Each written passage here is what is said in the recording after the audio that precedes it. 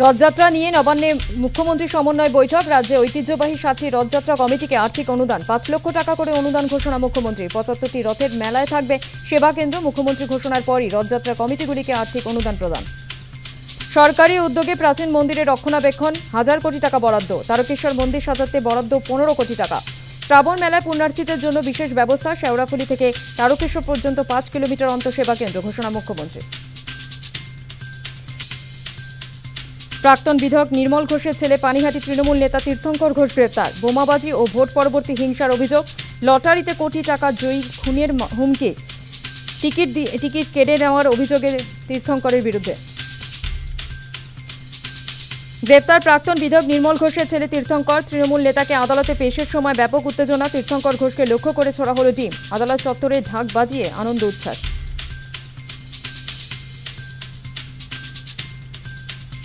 সেবাশ্রয় নিয়ে আরও বিপাকে অভিষেক বন্দ্যোপাধ্যায়। পা বাদ যাওয়ার অভিযোগ নিয়ে স্বাস্থ্য ভবনে ভুক্তভোগী মালতী বিশ্বাসের ছেলে জমা দিলেন চিকিৎসার নথি। পা বাদ যাওয়ার আগেই অভিষেক বন্দ্যোপাধ্যায়ের নামে রবীন্দ্রনগর থানায় এফআইআর। বোলপুরে জালে তৃণমূল নেতা মামুন শেখ। ভোট পরবর্তী হিংসার অভিযোগে গ্রেফতার কঙ্কালীতলা তৃণমূলের উপপ্রধান মামুন।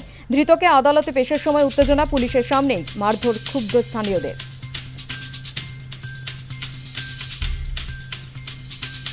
রাজ্যে আজ থেকে লাগু হলো গুন্ডা দমন আইন। সমাজবিরোধী কার্যকলাপ এবং সংগঠিত অপরাধ রুখতে আইন। আইন শৃঙ্খলা পরিস্থিতি আরও মজবুত করা, অপরাধীদের মনে ভীতির সঞ্চার করতে করা আইন।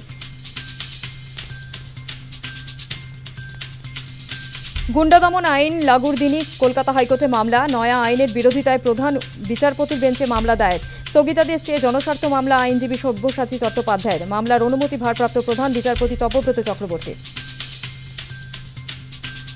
খাদ্যমন্ত্রী অশোক কীর্তনিয়া আচমকা হানা। গুমা এলাকায় রেশন ডিলারের গোডাউনে হানা। বেনিয়ম দেখে আধিকারিক ও রেশন ডিলারকে ধমক। সিল করা হলো গোডাউন। আটক রেশন ডিলার। দুর্নীতির অভিযোগে রেশন ডিলারের বিরুদ্ধে স্থানীয়দের ক্ষোভ। রাজ্যসভার প্রার্থী পদে মনোনয়ন। বিজেপি 3 প্রার্থী মনোনয়ন পেশ। তৃণমূল ত্যাগী সুখেন্দ্রশেখর রায়, সুস্মিতা দেব, প্রকাশ চিকবড়াইকের। বিধানসভায় মনোনয়ন পেশের সময় হাজির ছিলেন রাজ্যের মুখ্যমন্ত্রী শুভেন্দু অধিকারী এবং বিজেপির রাজ্য সভাপতি সমীক ভট্টাচার্য। মাঝ সমুদ্রে দুর্যোগে বিপত্তি। বঙ্গোপসাগরে ডুবে যাওয়া এফবি মা কালী ট্রলারের হদিশ কাকদ্বীপের রক্তচড়ার কাছে। রাতভর তল্লাশিতে উদ্ধার 9টি দেহ। এখনো পর্যন্ত 9 জনের খোঁজ নেই। পূর্ব মেদিনীপুরের শঙ্করপুর থেকে সমুদ্রে পাড়ি দেয় 15 জন মৎস্যজীবী।